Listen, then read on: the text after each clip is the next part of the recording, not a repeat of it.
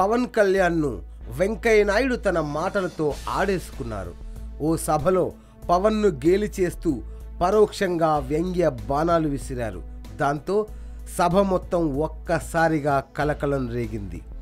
ఈ దెబ్బతో ఏపీలో బీజేపీ పవన్ కళ్యాణ్కు విడాకులు ఇచ్చేసినట్లే అని విశ్లేషకుల టాక్.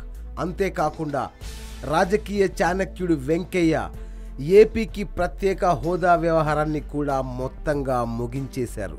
హోదా విషయంలో చివరికి పవన్ కళ్యాణ్ కూడా సైలెంట్ అయిపోవడంతో ఇక ప్రత్యేక హోదా అంశం లేనట్లే. అయినా కూడా ప్రత్యేక హోదా ఇవ్వలేదని, ప్రత్యేక ప్యాకేజీతో సరిపెట్టేశారు అని కేంద్రం మీద టీడీపీ ఇతర లోకల్ పార్టీలు ఎక్కడ ఫైర్ అయి నెగటివ్గా మాట్లాడతాయో అని ప్రత్యేక ప్యాకేజీ యొక్క గొప్పతనాన్ని వివరించే బాధ్యతని స్వయంగా వెంకయ్య నాయుడు తన భుజాల మీద వేసుకున్నారు. ప్యాకేజీ గొప్పతనం చెప్పడం కోసం ఈ పెద్ద ఆయన ఏపీలో పర్యటనల మీద పర్యటనలు చేస్తున్నారు. సభలు నిర్వహించడం, సత్కారాలు పొందడం ఇవన్నీ వెంకయ్య గారి దినచర్యలో భాగమైపోయాయి. విజయవాడలో ఒక ప్రత్యేక కార్యక్రమంలో చంద్రబాబుతో సహా వేదికని పంచుకున్న వెంకయ్య ఈ కార్యక్రమాన్ని కూడా ప్యాకేజీ గొప్పతనం గురించి ఊదరగొట్టడానికే వాడేసుకున్నారు. ప్యాకేజీ వల్ల ఎన్ని ప్రయోజనాలు వస్తున్నాయని, ఈ విషయాన్ని కొందరు నమ్మకపోవడం మూర్ఖత్వం అంటూ ఇండైరెక్ట్గా పవన్ కళ్యాణ్కి పంచులు వేశాడు. నిత్య శంకితుడు అనేవాడు ఒకడుంటాడు.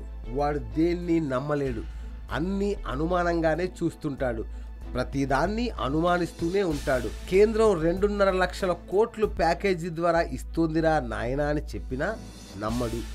ఏమో ఎవరికి తెలుసు ఇస్తుందో ఇవ్వదో అంటాడు. ప్యాకేజీ ఇచ్చినా సరే దాంట్లో ఎక్కడో ఒక చోట లీకేజీ ఉందా లేదా అని వెతుకుతూ ఉంటాడు.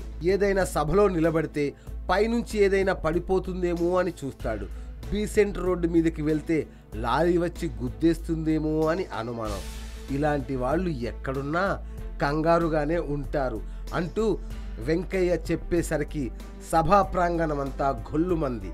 పవన్ కళ్యాణ్ గురించి ఇంత బహిరంగంగా తక్కువ చేసి మాట్లాడడంతో అంతా షాక్ తిన్నారు. పవన్ కళ్యాణ్ తమని నమ్మడం లేదు అని, అన్నింటికీ అనుమానిస్తున్నాడనేదే ఆయన బాధ. ఓ పక్క ప్రత్యేక హోదా కంటే ప్రత్యేక ప్యాకేజీ ఎంత గొప్ప అనే విషయం తెలియజేయడం కోసం వెంకయ్య పడుతున్న పాటలు మామూలుగా లేవు. ప్రత్యేక హోదా కోసం ఓ కొత్త మీనింగ్ను కూడా సృష్టించారు ఆయన.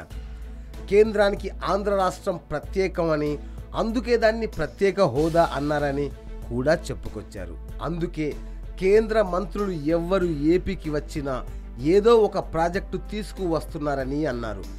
నెలలో కనీసం 2 సెంట్రల్ మినిస్టర్లు ఏపీకి వస్తున్నారని, వచ్చిన వారు ఖాళీ చేతులతో కాకుండా ఏపీకి ఏదో ఒకటి ఇచ్చి వెళ్తున్నారని అన్నారు.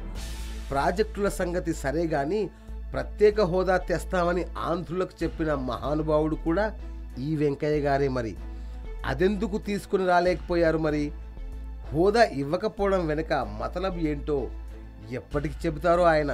పక్కనున్న చంద్రబాబు గారైనా ఆయన్ని సూటిగా హోదా గురించి అడగాలి అనుకోవడం మన మూర్ఖత్వం.